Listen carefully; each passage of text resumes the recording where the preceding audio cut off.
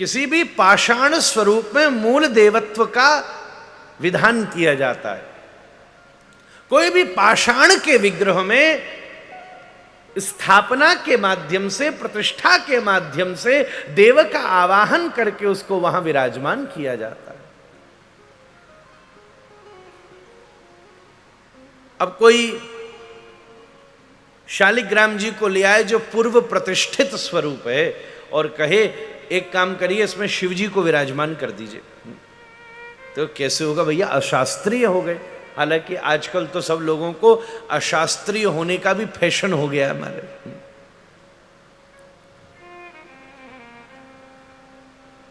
क्योंकि शास्त्र के लिए परिश्रम चाहिए।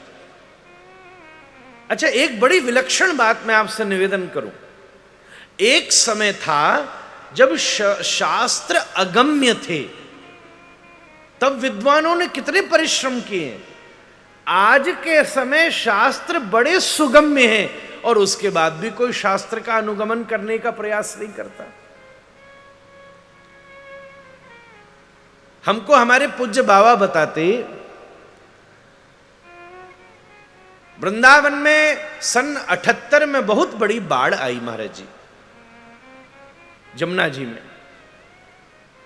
उससे 78 के पूर्व हमारे पूज्य पिताजी ने भी उसका दर्शन किया। जो हमारे स्थान पर ग्रंथालय था, उस ग्रंथालय में 78 में तो जब अचानक बाढ़ आई तो बहुत कुछ अस्त व्यस्त हो गया, पर उसके पूर्व कई परंपराओं की हमारे पूर्व आचार्यों के द्वारा लिखे हुए हस्तलिखित ग्रंथ की प्रतिलिपियां थी। और ऐसा तो उन्होंने बड़ा अद्भुत विषय बताया कि 5-6 पीढ़ियों का तो हस्तलिखित भागवत जी की मूल प्रति थी। क्योंकि जब छपती नहीं थी तो बड़े बाबा का ऐसा उन्होंने देखा था कि पूर्ववर्ती विद्वान जब प्रेस नहीं आई थी तो किसी विद्वान से प्रतिलिपि लेते और परिश्रम करके फिर उसको उतारते और फिर उसे वापस देते और फिर उतरी हुई प्रति से उसका अध्ययन करते।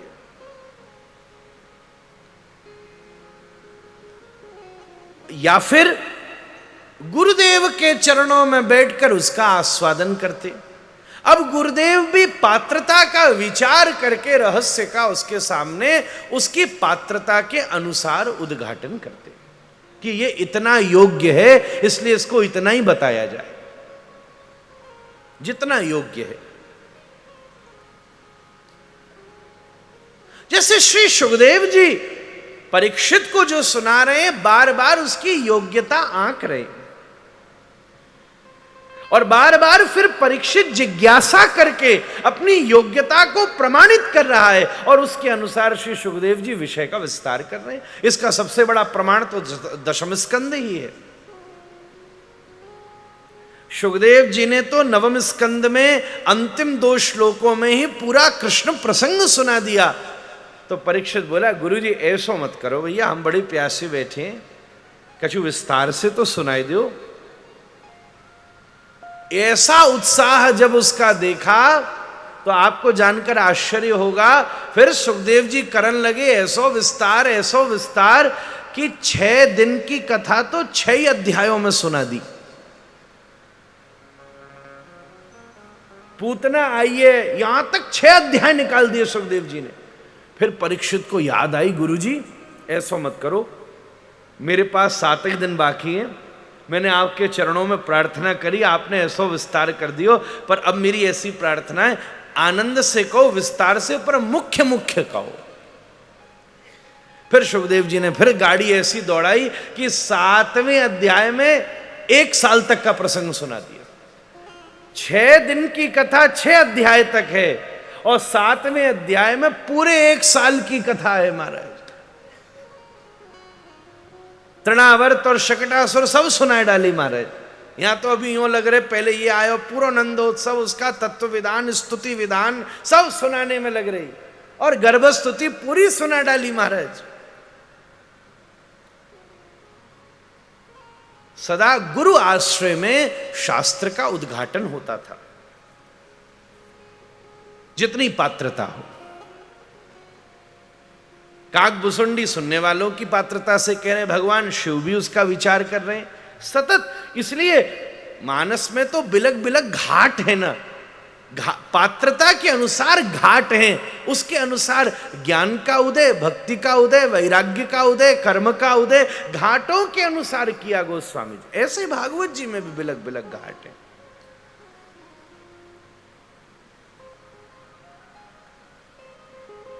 पात्रता का विचार, व्यवस्था का विचार, वो परीक्षित जिसके मन में चाहे जिज्ञासा नहीं हो पर लोकहित का विचार करके श्री रास पंचाध्यायी की व्याख्या करते में जब वो ये प्रश्न कर सकता है कि ये गोपियां तो श्री कृष्ण को अपना प्रिय मानती हैं, ब्रह्म तो मानती नहीं है, न तो ब्रह्मतया मुने, हे मुनि न तो ब्रह्म, तो इनकी गति कैसे होगी? जिसके प्रश्न का स्तर अभी यहां खड़ा है उसके सामने परम तत्व श्री किशोरी जी के रस का उद्घाटन कैसे हो सकता है? जो भी ये पूछ रहा है कि गोपियां पति मानती हैं कृष्ण को, ईश्वर तो मानती नहीं, उनको मुक्ति कैसे मिलेगी प्रभु? ठाकुर सुखदेव जी को तो गुस्सा और आ गई एक बार। 9 के 9 स्कंद सुना डाले, बेटा मैंने तुझे उक्तम पुरस्ता दे तत्ते चैद्य सिद्धिम यथागत। इतनी कथा इसलिए सुनाई थी कि तुझे पात्रता मिल जाए और उसके बाद तुम मुझसे ये पूछता है। अरे कामम क्रोधम भयम स्नेहम ऐक्यम सौहृदमेव च नित्यम हरो विदततो यान्ति तन्मयताम हिते। कामम क्रोधम, शिशुपाल की कथा इसलिए सुनाई, क्रोधम,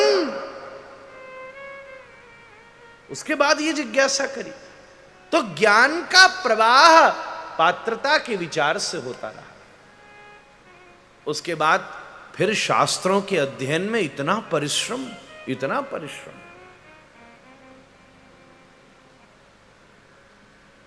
हमारे बाबा जी महाराज पढ़े कुछ समय तक पूज्य चरण अनंत श्री विभूषित पूज्यपाद श्री श्री शुकाचार्य जी महाराज से वृंदावन में। ऐसा हमको बताया गया, शुकाचार्य जी महाराज सबसे पहले ब्रह्म मुहूर्त में जाकर के श्री यमुना जी स्नान करके आकंठ यमुना जी में खड़े होकर के सबसे पहले श्रीमद् भागवत के 12 अध्यायों का पाठ करते, और फिर उसके बाद उन्हीं वस्त्रों में विराजमान होकर आए हुए विद्यार्थी को एक अध्याय श्रीमद् भागवत का, एक अध्याय वाल्मीकि रामायण का और 7 श्लोक गीता की, ये नित्य कर्म। और फिर उसके बाद मौन हो जाते। हमारे दादा गुरु जी के प्रति उनका विशेष स्नेह था, तो ज्यादा जिज्ञासा करने पर बता भी देते थे। और उनका ऐसा कड़ा नियम कि बाबा बताते कि अगर अध्याय छूट गया और दूसरी बार आए कि उसके विषय में बताइए, तो बताते नहीं कल क्यों नहीं आया। अगर ये अध्याय सीखना है तो ये क्रम जब पूरा होगा, जब उसकी पुनरावृत्ति होगी तब सीख लेना। हम नहीं बता रहे।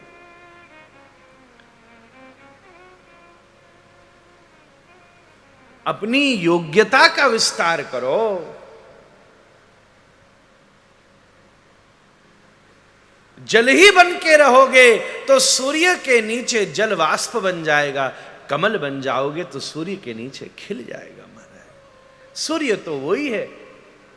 ये बाबा हमको यही शब्द कहते थे, ऐसा गुरुजी बोल देते। बड़ी कठिनाई थी। और इस समय ले भाई, आदमी बैठा है घर में, सोफा लगा रखा है, सामने धरो एक जग में पानी, दूसरे में चाय, और मसंद पे बैठो टेढ़ा, और सामने से चल लो एसी, और क्या सुनने आए? निगम कल्पतरोर गलितम फलम, और सो गए हो। कई कई तो ऐसे हैं बाथरूम में भी नहाते हुए धर्म प्रोज्यत कई तबोत्र परमो। बता, सुलभ हो गया शास्त्र। अच्छा चलो, कथा की बात तो विज्ञान के माध्यम से रही सो रही, पर इसके साथ साथ अब देखिए पीडीएफ आ गई, सोशल मीडिया आ गई। 1 मिनट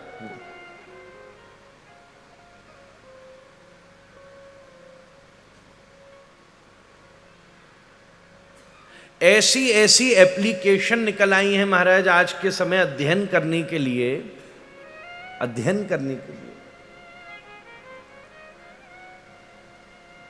अभी थोड़े दिन पहले श्रीमद् भागवत जी का एक श्लोक,